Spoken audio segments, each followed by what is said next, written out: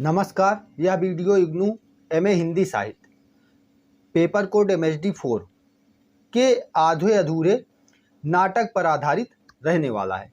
इसके लेखक मोहन राकेश हैं। यह 7वें दशक में शहरी मध्यवर्गीय पारिवारिक और सामाजिक जीवन का यथार्थ प्रस्तुत करने वाला नाटक है। हिंदी का पहला सफलतम नाटक भी इसे समीक्षकों ने माना है।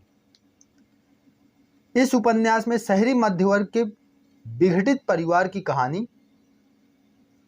लेखक ने कही है, जिस पर हम इसमें चर्चा करेंगे और अपने एग्जाम पॉइंट ऑफ व्यू से इसको देखते हुए चलेंगे, क्योंकि 1 तारीख को हमारा इसका एग्ज़ाम है। ठीक है, MHD4 का। तो चलिए प्रारंभ करते हैं।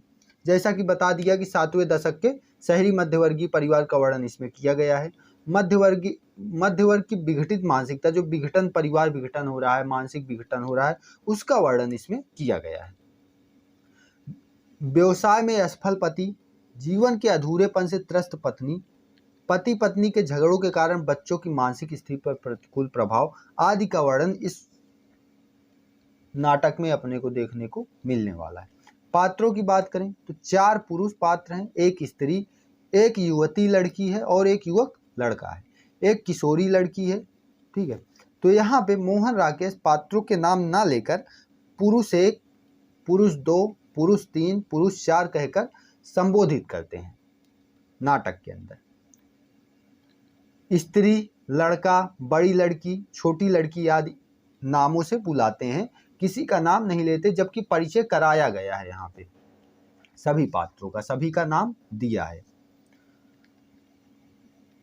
पात्र 1 जो है, पुरुष 1, वह महेंद्र नाथ है, जो कि इस नाटक आधे अधूरे नाटक का प्रमुख पात्र है। बच्चों का पिता है और वर्तमान परिदृश्य में भूमिकाहीन मनुष्य बन चुका है। पत्नी से विद्रोह रहता है और हमेशा झगड़ा लड़ाई दोनों में होता रहता है, जो कि मध्यवर्गीय परिवार की मानसिकता एवं उसकी स्थिति का वर्णन यहाँ पे अपने को देखने को मिल रहा है।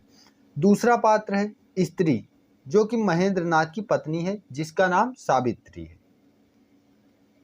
पति के निकम्मेपन के कारण वह त्रस्त है और उसे परिवार के पालन पोषण का भी अहम है, क्योंकि वह नौकरी करती है और परिवार का पालन पोषण करती है। पति निकम्मा है, वह कोई काम नहीं करता, और बच्चे हैं, वह भी अभी कुछ नहीं करते।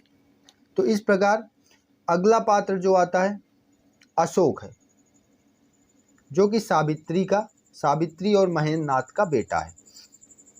इसमें भी आत्मविश्वास की कमी हो गई है और यह खुद को निकम्मा समझने लगा है, नकारा समझने लगा है, जिसके कारण यह अपनी पढ़ाई भी छोड़ देता है, नौकरी भी छोड़ देता है। और माँ के व्यवहार के प्रति इसे विद्रोह है, क्योंकि माँ जो है वह ज़्यादातर समय बाहर रहती है और वह उसे इस बात का अहम है हमेशा कि वह अपने परिवार का पालन पोषण कर रही है, भरण पोषण कर रही है, बाकी परिवार में कोई किसी काम का नहीं रह गया है। और अशोक अपने पिता के प्रति सहानुभूति भी रखता है। अगले पात्र की बात करें तो किन्नी, जो कि छोटी लड़की है, लेकिन उसके चाल चलन से वह काफ़ी बड़ी लगती है। उसे स्त्री पुरुष संबंधों के बारे में सारी जानकारी है। वह इस पर सुरेखा, जो कि उसकी सहेली है, उससे चर्चा भी करती है, बराबर हंसी मजाक करती है। और अगला जो पात्र आएगा वो है बिन्नी, जो कि घर की बड़ी लड़की है, महेंद्र नाथ और सावित्री की बड़ी लड़की है। यह माँ बाप के असहज व्यवहार के कारण तनाव में रहती है हमेशा। इसे अपनी छोटी बहन एवं परिवार को लेकर चिंता भी है, तथा इसी कारण यह अपने घर को घर न कहकर चिड़ियाघर कहती है। और बाद में अपनी माँ के प्रेमी मनोज के साथ फरार हो जाती है, भाग जाती है और उससे विवाह करती है। किंतु कुछ समय बाद इनका विवाह विच्छेद हो जाता है और वापस उसी चिड़ियाघर अर्थात घर में आकर उसको रहना पड़ता है। अन्य पात्र इसमें शिवजीत, जगमोहन, सिंघानिया व जुनेजा हैं, जिस पर जहां आवश्यकता पड़ेगी वहां चर्चा की जाएगी। मध्यवर्ग व कथ्य अब इस उपन्यास में मध्य वर्ग की क्या स्थिति रही है और कथ्य कथन क्या रहा है इसका, उस पर विस्तार से बात करते हैं हम लोग। ठीक है, संक्षेप में करेंगे, विस्तार से नहीं, विस्तार से कभी और। ठीक, तो व्यापारी, ये जो उपन्यास घटित हो रहा है व्यापारी परिवार है एक, ठीक है, जो केंद्र में है। महेंद्र नाथ ने छापा खाना खोला जो कि व्यापारी थे, लेकिन उसमें असफल हो गए। फिर फैक्ट्री खोली, फैक्ट्री अभी चल रही है प्रारंभ में। 400 रुपये मकान का किराया है। बच्चों के कॉन्वेंट स्कूल की फीस जाती है। शराब, दावत, पार्टी, ये सब चीज़ों का खर्च है, जो कि मध्यवर्गीय परिवार के दिखावेपन को यहाँ पे प्रदर्शित कर रहा है। सभी लोग, घर के सभी लोग शिक्षित हैं, आर्थिक स्थिति अच्छी है, समाज में प्रतिष्ठा भी है। तो यहाँ पे यही एक मध्यवर्गीय परिवार की परिभाषा बैठती है। किंतु कुछ समय पश्चात फैक्ट्री बंद हो जाने से महेंद्र नाथ निकम्मा हो गया। बेटे ने पढ़ाई छोड़ दी। बेटी बिन्नी माँ के प्रेमी मनोज के साथ शादी कर ली, वह भाग गई। सावित्री बेहतर जिंदगी के लिए किसी अन्य पुरुष की तलाश में भटक रही है तथा नौकरी करके घर का भरण पोषण भी कर रही है। वह चाहती है कि अब उसका बेटा, जो कि अशोक है, वह अब नौकरी करे, काम करे, जिसके लिए वह अपने मालिक को घर पर भी लिवा आती है, लेकिन अशोक को वह बिल्कुल भी पसंद नहीं आता। यह सब हम देखते हैं कि एक विघटित होते परिवार की निशानी है।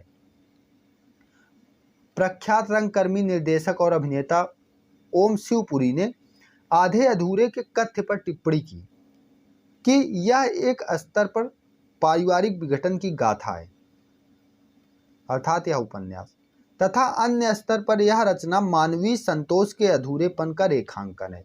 जो जिंदगी से बहुत कुछ चाहते हैं, उनकी तृप्ति अधूरी ही रहती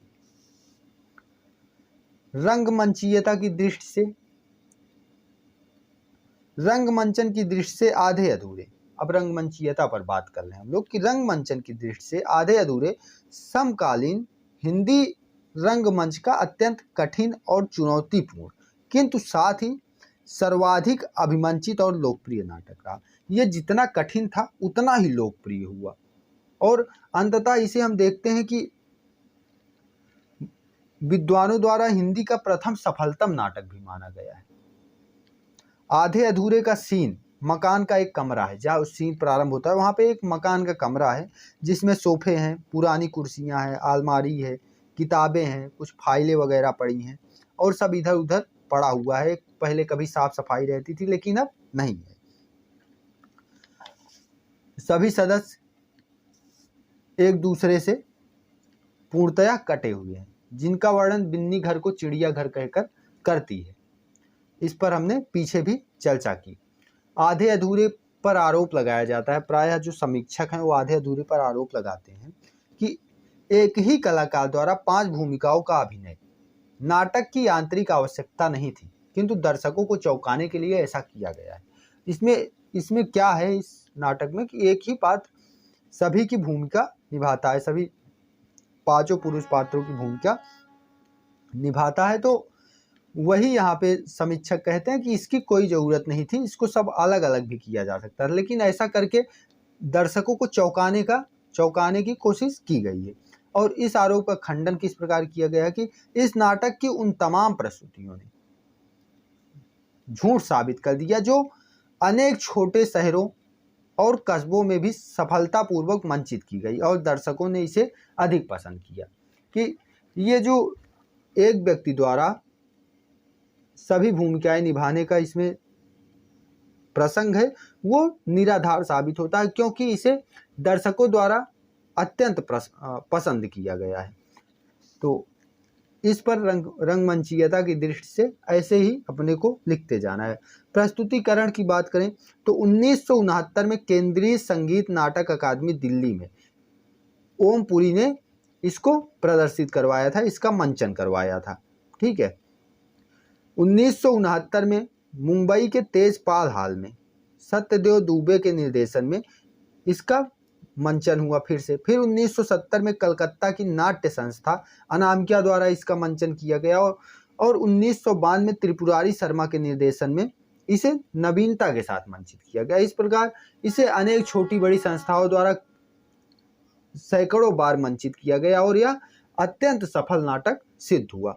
भाषा की बात करें तो काव्यात्मक है, शिल्पमयता है एवं चित्रमय भाषा का प्रयोग इसमें मोहन राकेश ने किया है। व्यवहारिक व रंगमयोचित भाषा हिंदी का प्रयोग यहाँ पे किया गया है, जो कि आम बोलचाल की भाषा है। काव्यात्मकता एवं चित्रमयता के कारण अभिजात्य का भाव इसमें देखने को मिलता है, क्योंकि जो मोहन राकेश की भाषा है उसमें काव्यात्मकता, शिल्पमयता, चित्रमयता पर्याप्त रूप से उपस्थित है। तो इसीलिए एक क्षण के लिए देखने पर ऐसा लगता है कि यह अभिजात्य वर्ग की भाषा है। और तो इस प्रकार हमने इसकी भाषा पर, इसके प्रस्तुतिकरण पर, इसके मंचन पर मध्य वर्ग की क्या स्थिति रही है और इसको लेकर समस्याएं क्या रही हैं, पात्रों का चरित्र चित्रण आदि चीजें संक्षेप में यहाँ पर हमने देखी। अब इससे रिलेटेड अगर प्रश्न आए, कुछ प्रीवियस ईयर के प्रश्न लाया हूँ। देखिए, जैसे आधे अधूरे की रंगमंचीयता पर प्रकाश डालिए। तो अब आप रंगमंचीयता पर प्रकाश डाल सकते हैं कि यह जो हमारा नाटक है यह रंगमंचीयता की दृष्टि से उतना अनुकूल नहीं था, किंतु यह अत्यंत सफल हुआ और इतना सफल हुआ कि इसे हिंदी के प्रथम सफलतम नाटक का दर्जा प्राप्त हुआ। तो इस प्रकार इसको लिख सकते हैं। आरोप जो लगे थे उसको बता सकते हैं, खंडन किया गया उसको बता देंगे। तो इस प्रकार इसको हम पूरा कर पाएंगे और थोड़ा सा यहाँ पे इसके बारे में बता देंगे कि किस प्रकार वहाँ पे जैसे प्रारंभ किस प्रकार हुआ। जैसे वहाँ पे कमरा है, कुर्सियाँ पड़ी हैं, फाइलें पड़ी हैं। तो इस प्रकार इसको हम डिफाइन कर सकते हैं। आधे अधूरे नाटक की समीक्षा कीजिए। अगर ऐसा पूछा तो समीक्षा भी करने के लिए हम पर्याप्त जानकारी ले चुके हैं। आधे अधूरे के नाट्य शिल्प की विशेषताएं, नाट्य शिल्प की विशेषताएं भी बता सकते हैं। अब देखिए, पंक्तियां लिखनी है, पंक्तियां लिख के उदाहरण यहाँ से देना है। जो हमने पात्रों के बारे में बात की, जो इसकी रंगमंचीयता के बारे में बात की, तो इन सबको उदाहरण के तौर पर यहाँ पे उपस्थित करते हुए चले जाना है और हमारा उत्तर पर्याप्त रूप से बन जाएगा।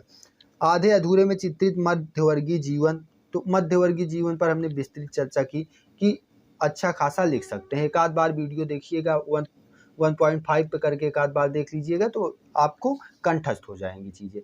और एक और ज़रूरी बात है कि